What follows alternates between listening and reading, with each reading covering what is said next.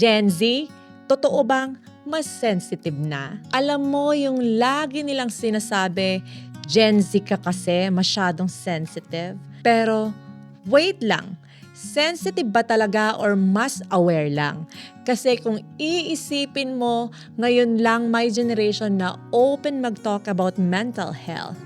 Ngayon lang may taong kayang magsabi ng nasasaktan ako without feeling weak. Pero ang tanong, bakit naging problema yon? Dati kasi normal lang ang tiisin mo lang, wag kang OA, wag kang iiyak. Ganyan talaga yung buhay. Kaya ngayon, pag marunong ka nang mag-feel, biglang sensitive na. Pero what if hindi ka sensitive? What if naubos ka na lang sa katatanggap ng lahat ng hindi mo deserve? Kasi truth is, Gen Z is not weaker. Mas honest lang sila ngayon.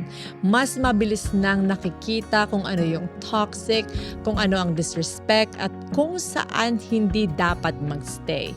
And maybe that's not weakness. Maybe that's growth. Pero oo, minsan nasusobrahan din. Minsan mabilis ma-trigger, mabilis ma-overthink. Kaya ang tanong hindi dapat bakit ang sensitive mo. Ang tanong dapat, ano yung pinagdadaanan mo?